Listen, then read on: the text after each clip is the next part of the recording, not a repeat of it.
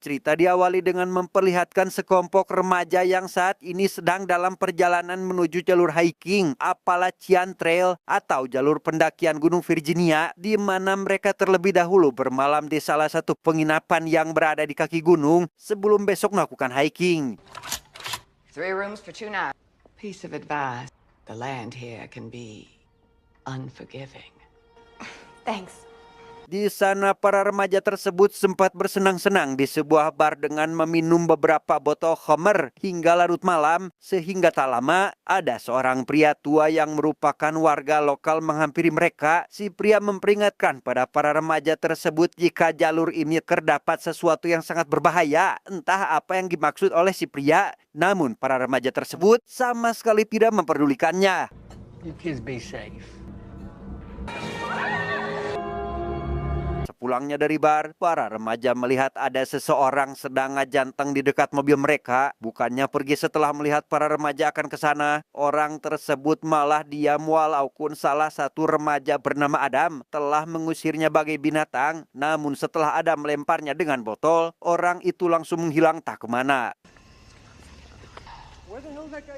Tiba di penginapan, salah satu remaja wanita bernama Jen mengirimkan pesan suara kepada ayahnya untuk memberitahu jika ia dan teman-temannya akan pergi mendaki Gunung Virginia. Tak meminta izin sejak awal, Jen tahu jika ayahnya tak akan mengizinkan ikut, sehingga ia sengaja mengirimkan pesan tengah malam atau ketika ayahnya sudah tidur dan berpesan jika ia akan langsung menghubungi si ayah setelah pulang dari pendakian. I love you. Keesokan paginya, Jen menyempatkan diri untuk jogging sebelum melakukan pendakian. Ia sempat bertemu dengan seorang pedagang manik-manik dan membeli salah satu barang dagangannya. Tak sendiri, si pedagang juga membawa anak perempuannya yang terlihat sangat pemalu ketika Jen menyapa dan mendekatinya. You don't like the talk. Cheers. In a manner. How much? $10. Setelah itu, Jen bersama teman-temannya langsung pergi mendaki pegunungan Virginia melalui jalur Appalachian. Mereka terlihat sangat senang, antusias, gembira karena seumur hidup tinggal di perkotaan. Kali ini mereka melihat alam yang begitu asri, sejuk, dan masih hijau terawat alami karena jauh dari pemukiman penduduk.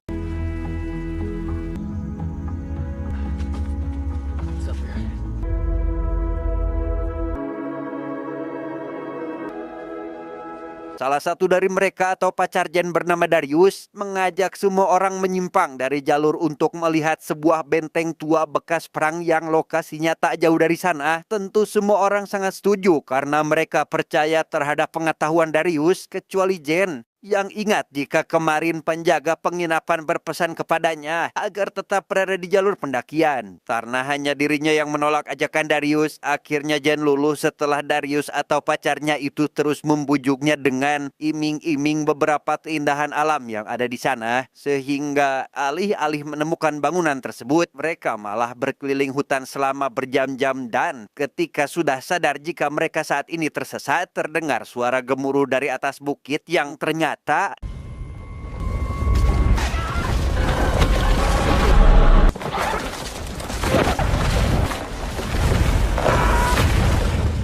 meskipun tubuh mereka mengalami luka-luka karena terjatuh ke dasar jurang, mereka masih beruntung karena bisa selamat dari batang pohon besar yang menggelinding ke arah mereka. Namun Jen baru sadar jika dua teman mereka bernama Louis dan Gary ternyata tak ada di sana, sehingga Jen dan yang lainnya lantas mencari mereka dan terlihat Louis sedang menangis di depan mayat Gary yang sudah tewas terjepit batang pohon tadi. Do not fucking touch me! This is my fault. What are you doing? I'm fucking awful, but it's nobody's fault. Okay? Melihat itu semua, Jen CS sangat syok dan kemudian malah saling menyalahkan. Namun di tengah perdebatan tersebut, Jen melihat seseorang berada di kejauhan sedang memperhatikan mereka. Sehingga dengan keadaan tersebut, Adam yang sedari awal sangat gerengseng pun terlihat meluapkan amarahnya dengan melempar tasnya ke tanah.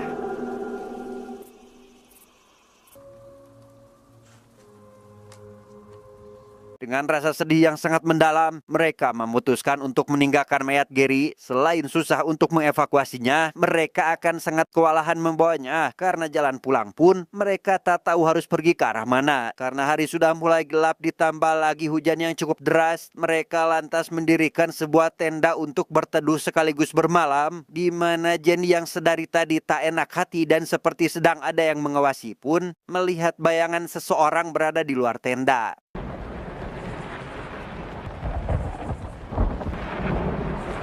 Keesokan paginya, Adam CS baru saja bangun dan mendapati salah satu temannya bernama Millie sudah tidak ada di dalam tenda. Tentu hal itu membuat mereka langsung mencarinya. Namun, betapa terkejutnya Adam ketika ia tersandung sebuah batu yang ternyata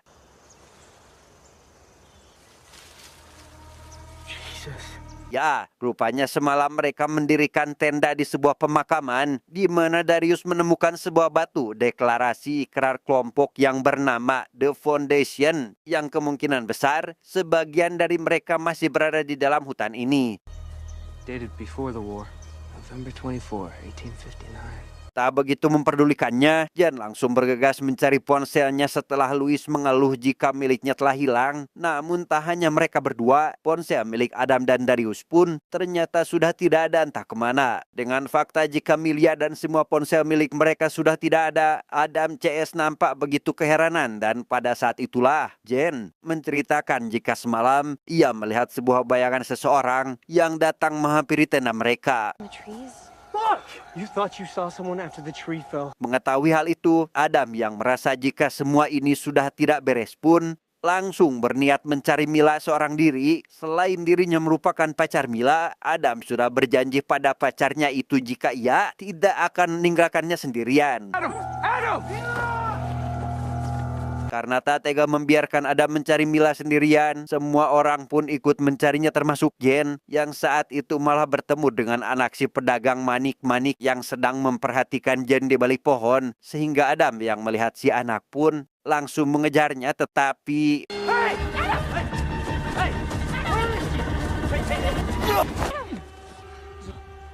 entah peruntukan untuk hewan apa, jebakan tersebut malah mengenai kaki Adam dan tiba-tiba menariknya sehingga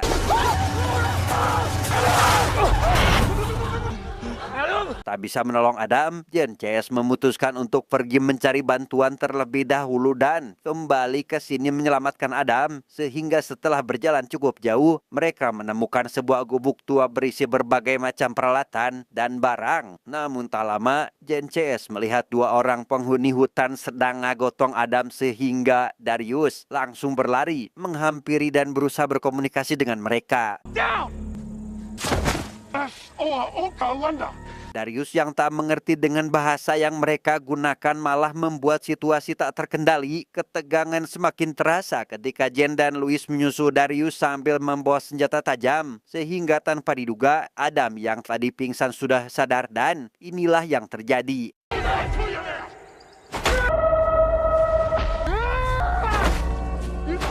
Setelah menghabisi salah satu penghuni hutan, Adam mengatakan jika dirinya terpaksa melakukan hal itu karena mereka telah membunuh Mila pacarnya. Namun tak diduga, ternyata Mila sudah berada di belakang Adam dalam keadaan jaguar ringkas. What the fuck is that, guys? You're alive. Mila yang saat itu baru sampai di sana mengatakan jika dirinya tadi pergi sebentar karena merasa kehampangan. Namun setelah kembali ke tenda, semua orang sudah tidak ada dan akhirnya bertemu mereka di sini dengan salah satu penghuni hutan yang telah tewas mengenaskan. Did you just kill this man for no reason? No reason? They dragged me into a fucking hole. Setelah berdebat yang cukup panjang, Jen yang merasa jika ini semua adalah perbuatan yang salah, akhirnya mengikuti Adam dan yang lainnya kabur meninggalkan mayat tersebut dan menganggap semua ini tidak pernah terjadi. Jesus. Fucking quit it with the morality police bullshit, Jen. Guy's dead. It's over. Whatever. Di tengah perjalanan, Adam CS terlihat sudah cukup kelelahan karena seharian berjalan menyusuri hutan, di mana Louis yang berada di posisi paling belakang pun tiba-tiba menghilang. Tanpa mereka ketahui, telah ada yang menculiknya diam-diam. Where is he?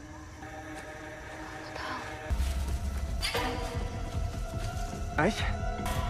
Sadar jika mereka semua sudah dikepung oleh para penghuni hutan, Adam dan yang lainnya langsung berlari meninggalkan tempat tersebut. Namun sial bagi Mila, ketika ia berusaha menyusul Adam yang berlari di depannya, tiba-tiba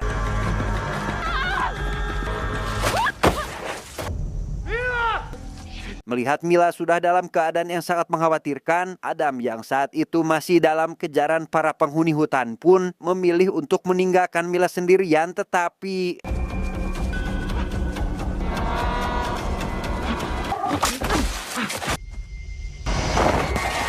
sementara itu, Darius dan Jen yang masih dalam kejaran para penghuni hutan berusaha bersembunyi di sela-sela batuan besar. Namun keberadaan mereka sangatlah mudah ditemukan sehingga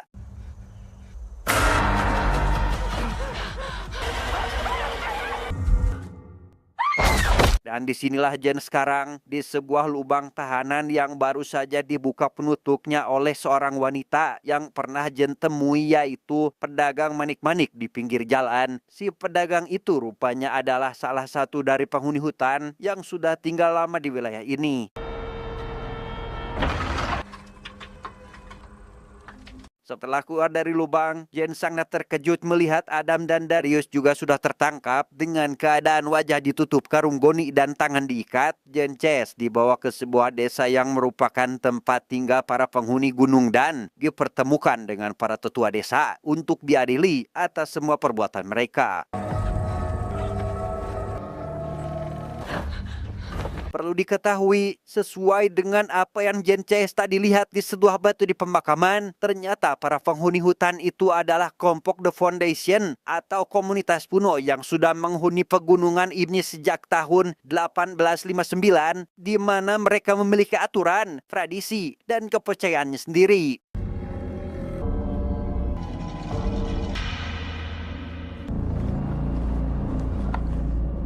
Dengan fakta jika Adam telah menghabisi salah satu dari kelompok mereka, salah satu tetua bernama John bertanya terkait kejadian yang sebenarnya kepada Jen, Darius, dan Louis, sehingga Jen yang ingin melindungi temannya dari hukuman pun terpaksa berbohong dengan menyangka tuduhan yang mengarah pada Adam, sampai ketika anak kecil yang merupakan anak si pedagang bernama Ruti memberikan kesaksiannya, John langsung memutuskan jika Adam bersalah dan akan dihukum mati sesuai dengan apa yang telah dilakukannya pada anggota mereka. There's no future for men like Sempat melawan, Adam akhirnya bisa diamankan dan siap untuk menerima hukuman. Sementara yang lainnya juga dianggap bersalah pun akan mendapat hukuman yang dinamakan hukuman kegelapan.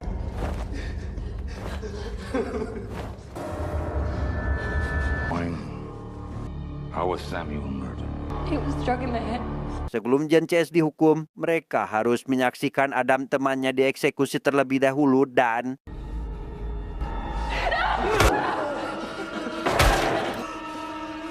setelah melihat Adam dieksekusi mati, Jen Ces langsung dibawa ke sebuah sel tahanan yang sangat gelap. Hukuman kegelapan bukan berarti dihukum di ruang gelap, melainkan dibuat tak bisa melihat lagi atau dibutakan, dan kemudian dimasukkan ke dalam gua yang merupakan sel tahanan bagi mereka yang membelot.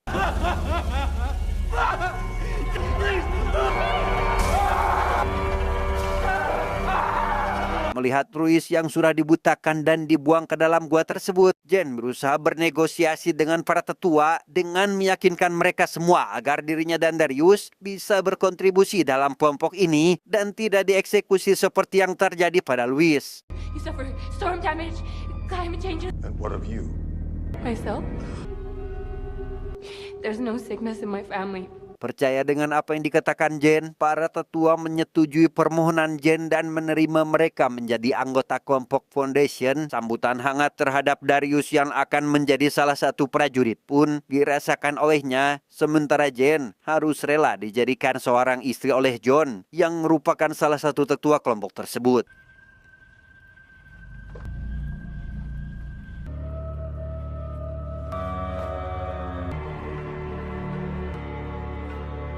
Di Di sisi lain, kita akan diperkenalkan dengan seorang pria parubaya bernama Tuan Shao. Ia merupakan ayah Jen yang saat ini sedang kebingungan mencari anaknya yang sudah 6 pekan tak kunjung pulang. Sempat melaporkannya ke polisi, Tuan Shao sedikit kecewa karena sepertinya yang telah kita ketahui, polisi tak akan terlalu mempedulikannya jika tak ada pelicin yang masuk ke kantongnya. Be as detailed as you like. If I were to put money on it.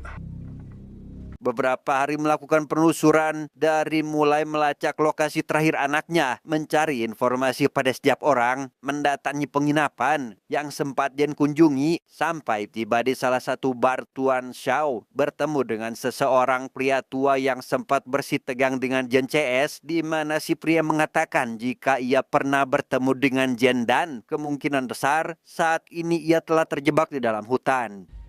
Out there, nature eats everything it catches right down to the bone. Give a shit if it's a cute. Tak lama, Tuan Shao bertemu dengan seorang wanita yang merupakan penjaga hotel. Ia mengatakan jika kemungkinan besar anaknya itu sudah keluar dari jalur pendakian dan bertemu dengan kelompok Foundation yang sudah lama tinggal di pedalaman hutan tersebut. But anyone who goes up there, they don't come back, alive or dead.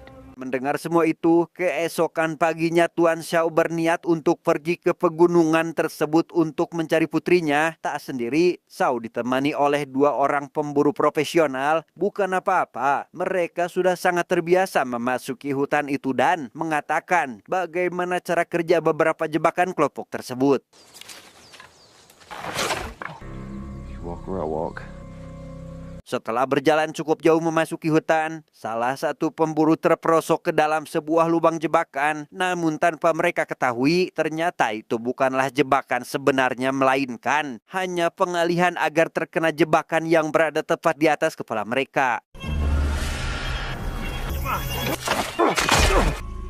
Dan ya, kedua pemburu yang menemani Tuan Shao masuk ke dalam hutan akhirnya tewas setelah terkena jebakan, sehingga Shao harus melanjutkan perjalanannya sendirian. Sampai hari mulai gelap, ia dikejutkan dengan beberapa pergerakan di sekitarnya dan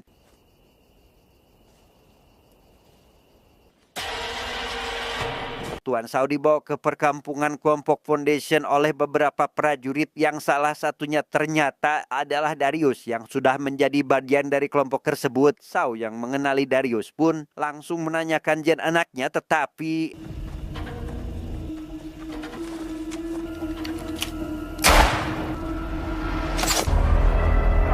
terkena anak panah, Tuan Shao nampak tak berdaya dan langsung dihampiri oleh beberapa tetua kelompok dan termasuk Jen yang terlihat tak peduli meskipun melihat ayahnya sedang dalam keadaan tergesak dan kesakitan. He sentences darkness to be carried out at dawn.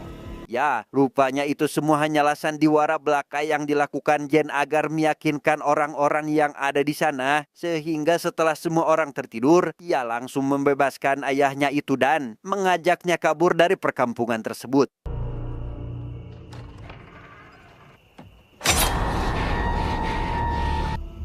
We need to go. They belong to me. Go. Pergerakan yang dilakukan Jen dan ayahnya itu rupanya dilihat oleh Ruti yang sedang berada di sekitaran sana. Sehingga alih-alih menghentikannya, Ruti yang sudah sangat dekat dengan Jen pun malah menunjukkan jalan keluar rahasia melewati penjara gua yang sangat gelap.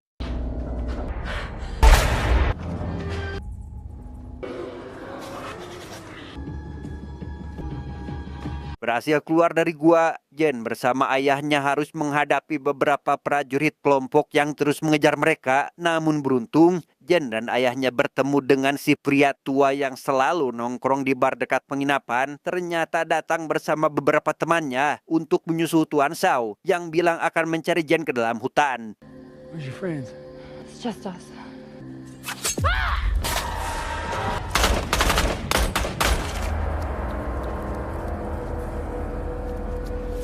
Sempat terkena senjata salah satu pengejar, Jen akhirnya berhasil melarikan diri bersama kelompok pria tua menggunakan mobil. Pria tua yang awalnya dianggap jahat, tak memiliki adab, tak bermoral oleh Tuan Shao, ternyata merupakan orang yang paling baik dan berani mempertaruhkan nyawanya demi menjemput Tuan Shao dan anaknya keluar dari hutan tersebut.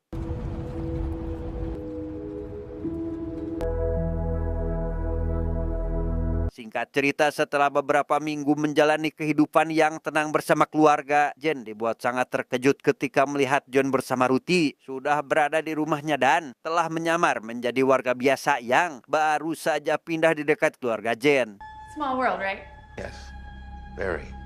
I'm sure Scott would love to see you. Jen yang ternyata sedang mengandung anak dari John tak kuat merasa mual sehingga langsung pergi ke toilet. Namun ia yang sudah muak dengan keberadaan John di rumahnya langsung membawa pisau yang disembunyikan di toilet dan langsung menyerangnya saat itu juga. But not until our child is born.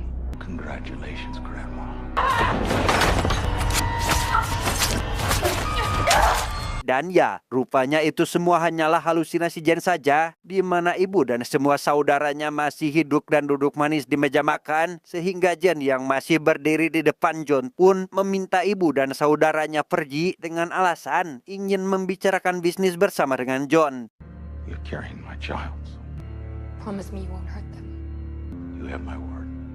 Setelah melakukan kesepakatan dengan John, Jen akhirnya mau ikut bersamanya kembali ke hutan pegunungan Virginia. Namun tanpa diduga, mobil yang ditumpangi Jen oleng hingga menabrak mobil lain yang ternyata Jen berhasil menghabisi John dan semua anak buahnya kecuali Ruthie yang terlihat sudah memihak kepadanya.